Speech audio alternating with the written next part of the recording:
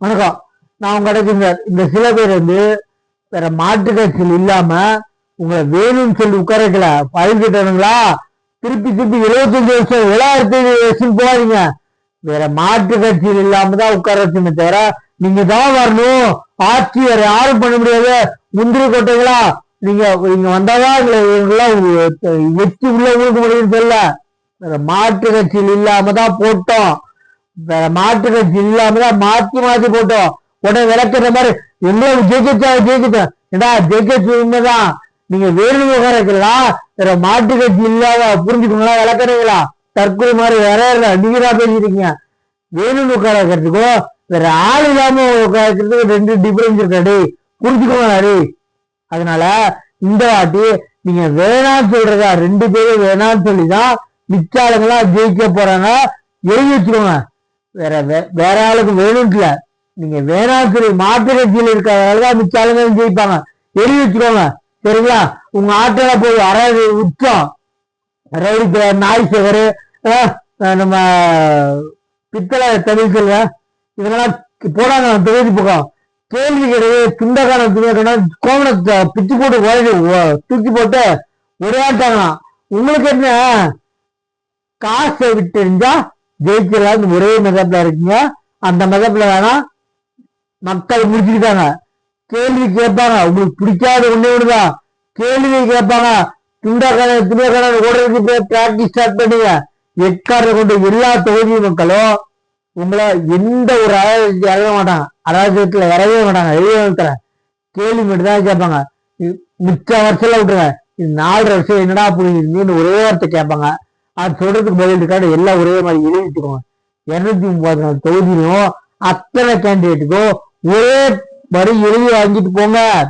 காரி துப்பிடுவாங்க. என்ன கேள்வி கேட்பாங்க. மரியாதை அராஜகத்துல இறங்க மாட்டாங்க. வழிமறிச்சு கேள்வி கேட்டாலும் உங்களுக்கு எங்க போய் தெரியாது. உங்களுக்கு பிடிக்காத ஒண்ணு கேள்வி கேட்கறது. அது நியாயமா கேள்வி கேட்கறது. என்ன அதே மாதிரி பெண்ணியே இருக்குன்னா பேர சார்ந்தவங்கள்ட்ட காசை கொடுத்து தூண்டிட்டாங்க. யாரு? அயோக்கிய. என்ன அதனால யார் நம்ம சத்யராஜ் பொண்ணு இவங்கெல்லாம் எவ்வளவு பெட்டிவாள் பேசிட்டாங்கன்னு தெரியல. சத்யராஜ் பொண்ணு இருக்க மாதிரியே பையனும் இருக்காங்க.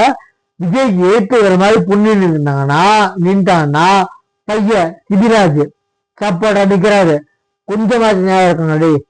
ஒரு பர்சன்ட் நியாயமா இருப்பாங்கடா. தெக்கத்துல காசை விட்டு எல்லாம் வந்து நின்ற மாட்டாங்கடா. புரிஞ்சுக்கோ. நீ என்ன மாதிரி ஆளு எனக்கு தெரியும். நீ தொட்டில கிள்ளி விட்டு என்ன பிள்ளைய கிள்ளி விட்டு தொட்டில ஆட்டுற மாதிரி ரவுடி பேச கண்டுபிடிச்சிட்டான்.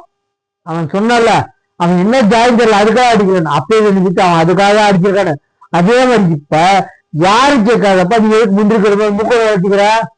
யாருன்னு உன்னை ஏன்னான்னு கேட்கல. சென்சார் போர்டு சென்ட்ரல் கவர்மெண்ட் இருக்கு. நீ எதுக்கு வந்து முக்கம் வச்சுக்கிற? அப்படி சொல்லிட்டுமா இருக்கான். எங்களுக்கு வந்து சம்பந்தம் இல்ல. சென்ட்ரல் கவர்மெண்ட் கீழே இருக்கு சிபிஐ சென்சார் போர்டு. எங்களுக்கு சம்பந்தம் ஒரு வாரத்தில் இருக்கான். விளக்கெண்ண மாதிரி நீ வந்து நீயே வந்து மாட்டிக்கிற மாதிரி பண்ணு.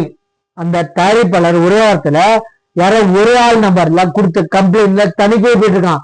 அந்த ஒரு ஆளு நீ தூண்டிதான் நான் அடிச்சு சொல்றேன். ஊர்த்தியே சொல்றேன். கம்பல்சரியா தெரிஞ்சு போச்சு நீ எப்பேற்பட்ட ஆளு. ரவுடி பேசணும் மாதிரி நீ சொல்ற. நீ மாட்டிக்கிட்ட தவறா தன்மையா கேட்ட மாதிரி நீங்க கேட்டுக்கிட்டீங்க. நீங்க எந்த தொகுதிக்கு போனாலும் கேள்வி கேட்பாங்க. எழுதி வச்சுக்கோ. மக்கள் முடிச்சுக்கிட்டாங்க.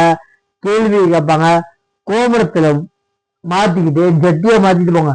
கோபுரத்தை அவுத்துருவாங்க. ஈஸியா ஜட்டி அவுக்குறது கஷ்டம். அவுக்கா என்ன அத்தரலாம். அவுக்குறதுல வந்து கோபுரம் ஈஸி, ஜட்டி கஷ்டம். அதனால கொஞ்சம் பத்திரமா போங்க. திமுக ஆகாத கார கேள்வி கேட்கிற மக்கள் எவ்வளவு திராவிட்டு இருக்கோம். நியாயமா கேள்வி கேட்கலாம். 4.5 வருஷம் இருந்தா புரியுதுன்னு பார்த்துட்டு இருக்கோம். சரிங்களா? சேனல் சப்ஸ்கிரைப் பண்ண பார்த்து